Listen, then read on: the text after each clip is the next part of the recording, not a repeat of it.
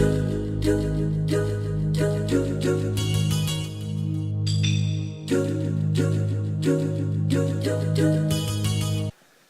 guys, this is Steven here today, and I'm actually in the company of my dog, Moose. Say hi, Moose. Say hi. Ida. Look. He's a bit shy. Say hi. And I'm gonna do my top games of the year 2013 today, and instead of being overly lazy like Jarrod and just listing one game per console and forgetting a bunch of games, I'm actually gonna do one step better this year, and I'm gonna do a top 11 game of the year. So I hope you enjoyed this, guys, and enjoy the ride. My 11th pick for 2013 is Armor Knight. This was an eShop game released by Game Freak at the start of the year. Those are the same guys behind the Pokemon series, and I found it had an incredibly charming world and addictive gameplay. Makes this simple eShop game one of the best titles of 2013. By far, you can't miss it, so go check it out if you have a 3DS. And at number 10, I have Donkey Kong Country Returns 3D. This game was made even better by the simple addition of a single heart. Just that fact made this game so much more playable, and it also made it very portable friendly. It kept the challenge of the Wii version, but removed some of the frustration of it. And because of that, it's just one of those titles that I found extremely addicting in 2013 and just couldn't put down.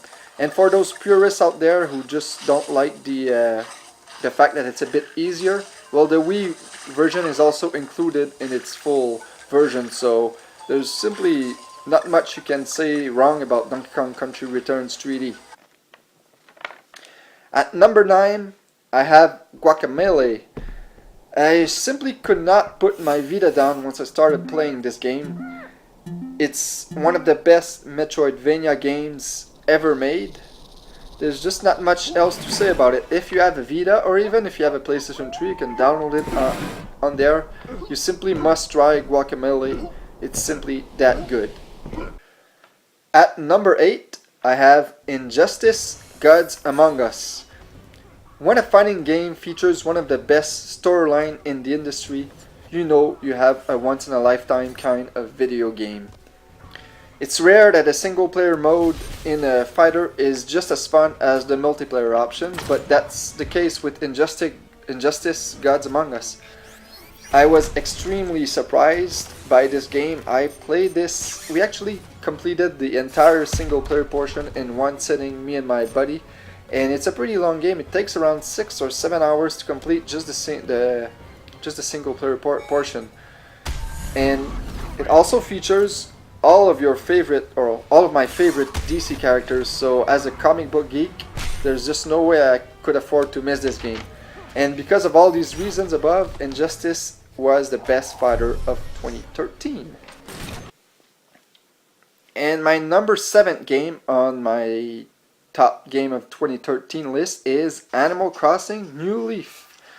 And the only thing I need to show you really to explain my choice is this.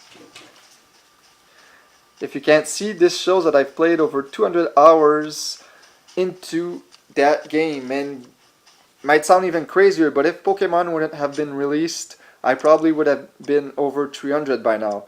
The only thing you need to enjoy this game, the only thing you need is another friend playing it. If you have another friend playing it, either online or just like your girlfriend or a relative in the same house, you're done. You'll have a lot of fun. It's crazy, and you'll be like, you can basically do pretty much anything in this game. And I find it even a lot more fun now than I did when I started playing this series like almost 10 years ago, just because of all the stupid immature stuff you can do with your friends. And that's about it, guys. Seriously, Animal Crossing New Leaf, I know most people take this as just a kiddie game, but it's just awesome and really deserves the 7th spot on my list. And at number 6, I have Luigi's Mansion Dark Moon. One of the best examples of how to take a console game and put it into a portable. Nintendo really outdid themselves with this game, and they seem to do that with almost every portable game they bring out. In my opinion, they're the best when it comes to portable gaming, and Luigi's Mansion 2 is the perfect example of it. It's just incredible. It's so much fun that I was prevented from playing it alone without my girlfriend watching me. And she absolutely hates video games in general, so that alone should tell you how much fun, not Animal Crossing, but Luigi's Mansion 2 is. At number 5, I have the best platformer released in 2013, and no, it's not Mario 3D World, it's Rayman Legends by far. I had a blast with this game as my dog is currently playing with his favorite toy in the background. I had a blast with this game. Play this with friends. Seriously, it's fun alone. I've played it and it's just as good alone, but when you play it with a buddy, it just becomes greatness and it's magical. Seriously, the feeling you have of playing this game alone. If you have a Wii U, pick this on the Wii U by all means. The gamepad levels are simply a lot of fun. I just can't give Rayman Legends enough praise. If you have a few minutes of your time, please go check out my video review. It has a lot more in this game. It's simply awesome. Rayman Legends, my number 5th pick of 2013. Now for my number 4th pick, which is the best console game in my opinion that was released in 2013. Not only in 2013, but of this whole console generation, and that game is, you've probably guessed this, The Last of Us. From Naughty Dog. The Last of Us is one of those games that I'll never forget. I actually completed it in 2 settings, and I would have completed it in 1 single setting if it wasn't for the fact that I needed to get up in the morning and get to work. And this is a 12, 13, 14, 15 hour game, people, so 2 settings of gameplay means that this was highly addicting. And it was all worth it. Sadly, I still have not had a chance to go back and revisit Last of Us. I really want to, and I will. I know that I have a friend of mine right now who's stuck in the game, so I'll probably help him beat it. But it's just one of those games that define a generation, and that's why The Last of Us is my number 4th pick of 2013. For my number 3 pick, it's Pokemon X and Y, and this should come as no surprise to anybody who knows me. I'm a huge fan of the Pokemon series, and what Pokemon X and Y managed to do is finally take that next step when it comes to esports and make it that whole lot more accessible to everyone. It's no longer a pain in the ass to connect with somebody online. If you want to play, just play. You just connect with the guy. It takes virtually no time at all, and you have yourself a battle.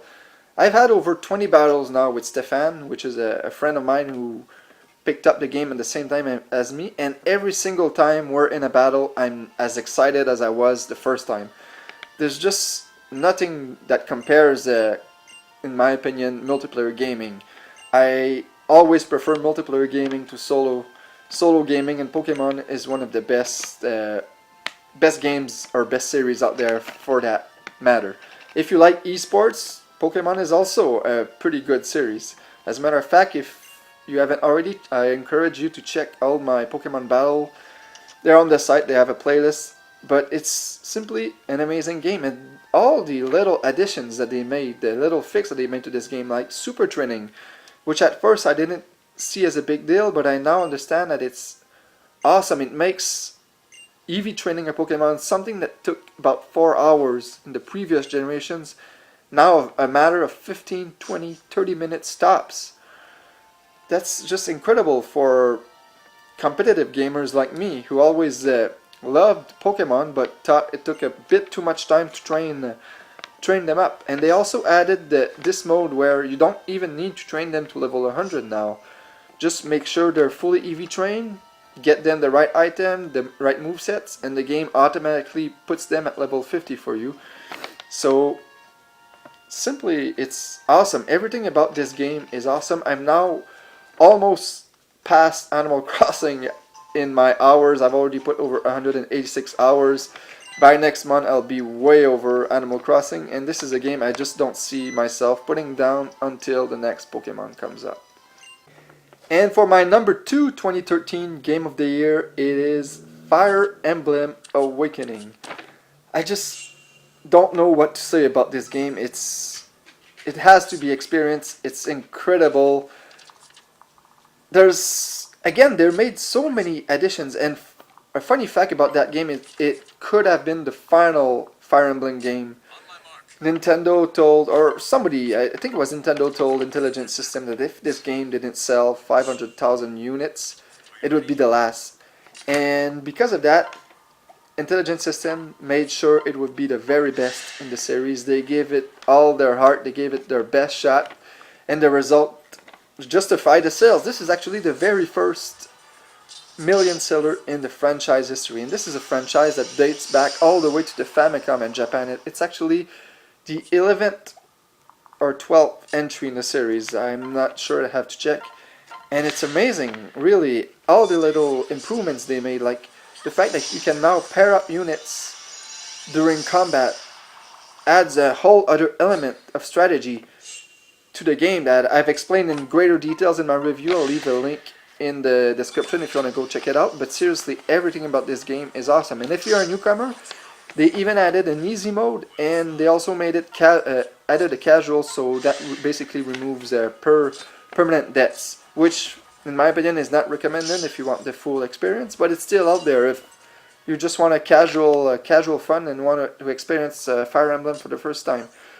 So honestly, Fire Emblem Awakening, my number 2 picked, and a can't miss experience for 2013. And here we are at the grand finale, the moment of truth, the number 1 game of 2013.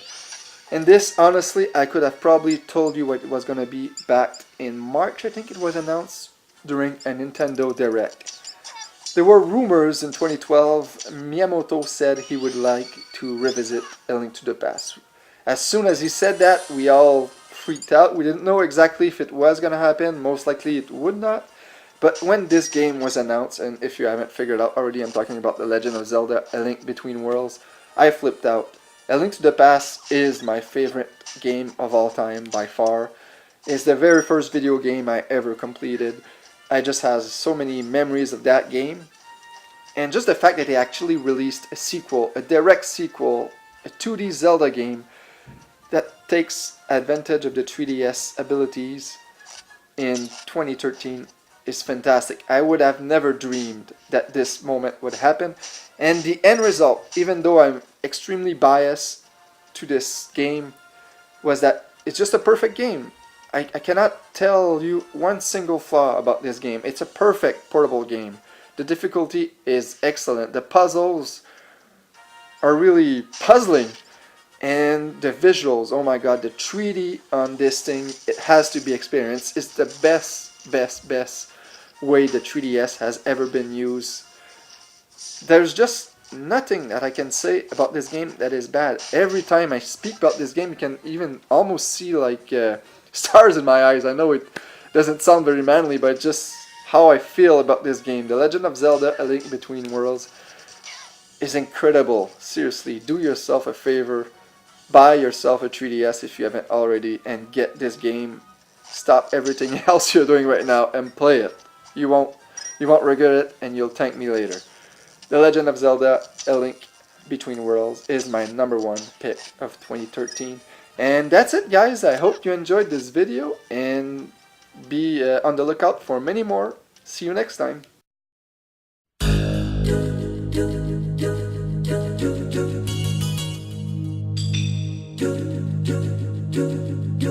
Do